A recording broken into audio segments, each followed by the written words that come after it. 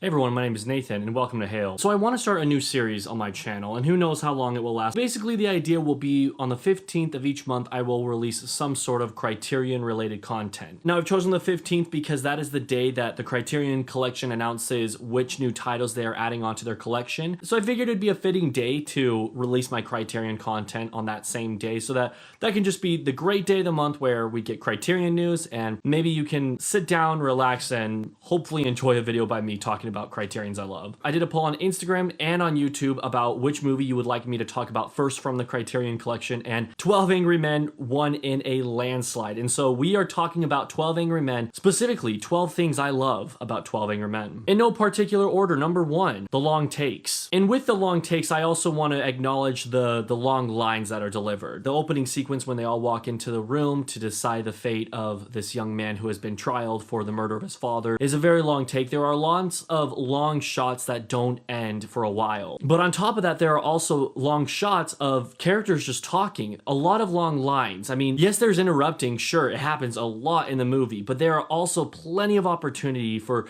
each character, it seems like, to have their own moment where they kind of just talk for a few minutes, in fact. I also like how the movie focuses on individual characters with long takes. Like, for an example, the first time the juror number 3 shows the picture of him and his son, after he finishes showing juror number 8 his son, he walks off from the crowd, but the camera is still showing him. It's almost like he's still deep in thought and he's lost in thought thinking about his son. So it cuts back to the rest of the jury discussing the verdict of the trial. But a few moments later, we see juror number 3 again, still looking at the picture of him and his son. And I feel like what really helped us begin to see that he was lost in thought thinking about his son was that long take where it just focused on him walking away from the crowd. Number 2, it feels like the Twilight Zone. Now it's a little ironic that I say this because this movie was released in 1957, whereas the Twilight Zone first aired in 1959. So really I should say that Twilight Zone took from 12 Angry Men. But because I grew up with the Twilight Zone, I saw that first, I think the reason this feels like Twilight Zone is for a number of reasons actually. Well, for one, 5 of the 12 men are in the Twilight Zone. Specifically, it's juror number 1, 2,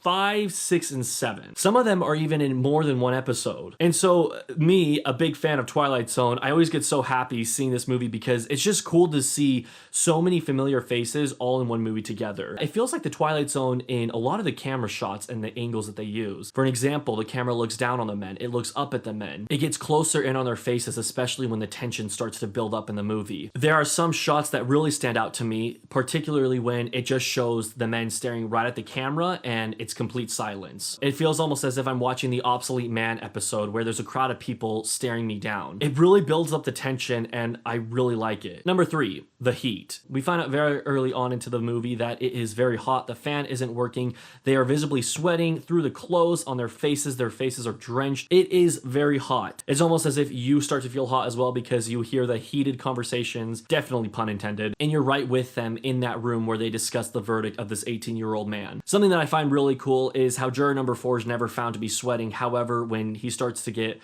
more and more vulnerable and sway towards the non-guilty side, you see him sweat. Number 4, it just feels super real. Like, for an example, there is so much interrupting that goes on in this movie. There are even moments where a character answers a question and at the same time the other character is answering a question, and it doesn't feel scripted at all. All these men give such great performances that it seems almost natural for them to interrupt each other and to go off of the interruptions and to continue on with whatever lines they're supposed to be saying in the given scene. I also like how when one isn't talking, it seems like they're still doing exactly what a man would be doing while they're stuck in this room deciding the verdict for a trial. Whether that be playing tic-tac-toe or throwing paper balls into the fan or telling stories, whatever the case may be, it just seems very realistic to me. All of it does. My number 5 is every performance of the movie. Now, going into the video, I really wanted to just point out Lee J. Cobb's performance as juror number 3, but after having rewatched it for I don't even know what number of times I've seen it, I realized that I can't only highlight one man's performance because all 12 of them just give amazing performances. Even down to the juror that only has a few lines here and there, I don't think there's one bad performance in this movie. Of course, if I were to highlight my favorite performances, I would side with juror number 3. Henry Fonda as juror number 8, of course, is great. But even Jack Coogler as juror number 5, see, I can't, there I go again. I can't list them off because all of them are good. I could list off every single one of these actors and their performance and why I love their performance so much, but instead just watch the movie and you'll know why they're so good. What I find to be criminally unbelievable is that not one actor from this movie was nominated for an Oscar, which is absolutely insane to me. I think that at least Henry Fonda and Lee J. Cobb should have been nominated. Number 6, it has a dynamite screenplay. The thing I like about the screenplay is the arguments are so valid. Every argument that is put onto the table, in some cases quite literally with a knife and with the exhibits and whatnot, is so valid. 12 men go in there, 11 men find this young man guilty. One man finds him innocent. The arguments that proceed at that point are so well done. At times you hear the arguments and you're like, he does sound guilty from what I'm hearing, but then the rebuttal from the defense is so gosh darn good that you can't help but just appreciate it inside with the defense. But I do have to acknowledge that the prosecution does have some good arguments. Now, as you know, juror number 3, 4, and 10 are the final ones who are just positive that this young man is guilty of the crime that he committed. Of these 3 men, I think that juror number 4 is by far the most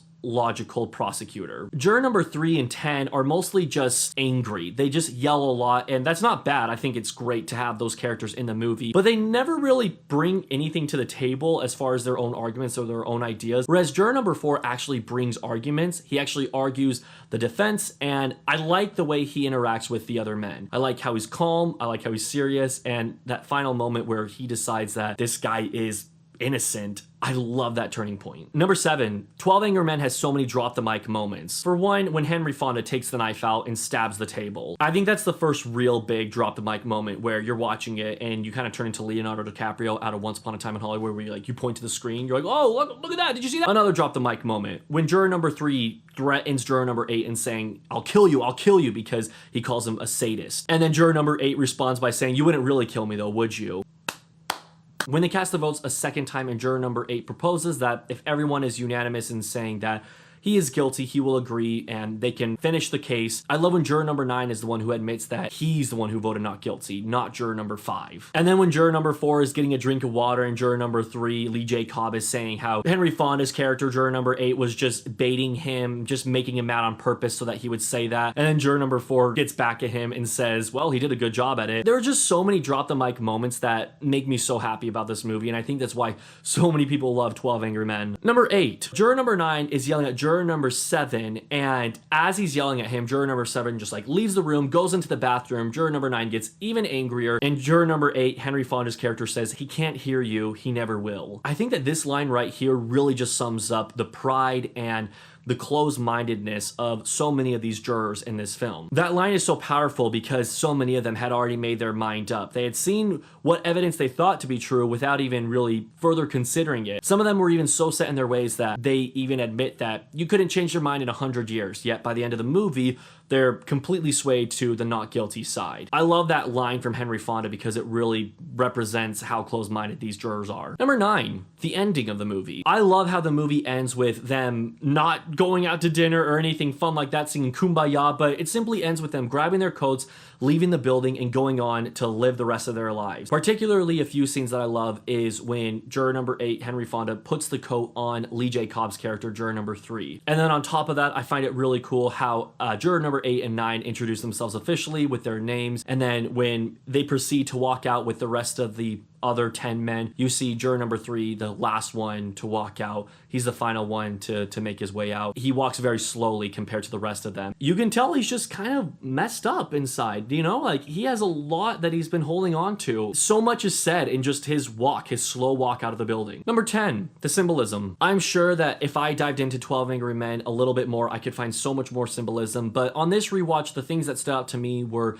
the change in weather. Like, for an example, when they first start the case, it's really hot. The tension is high. It's really crazy. I've already talked about the sweat and all that. However, when the case starts to hit its climax, when more and more men are swaying and they're changing their votes to non-guilty, the storm starts. It's almost as if this is the climax. There's thunder outside, rain outside. It's really intense. It makes the scene a lot more intense. I think it's really cool how the storm picks up when the arguments get bigger and bigger. And then the storm subsides when they start to come to an agreement. And by the time they all leave the building, the storm is gone. It's almost like it's a clear day. They've all all agreed and they can move on. Also, the little details with Henry Fonda's coat being white, representing good, and Lee J. Cobb's coat being black, representing bad. It's cool to see these minor differences in the costume design. Number 11, the fact that each of these men come from different backgrounds. For an example, we're introduced to an architect, someone who lived on the streets growing up. We're introduced to a banker, an assistant football coach. The list goes on. It's just all these men come from such different angles of life, and I feel like it makes the movie that much more exciting because when there's an argument to be said, each of them have an experience or two to share why they feel so passionate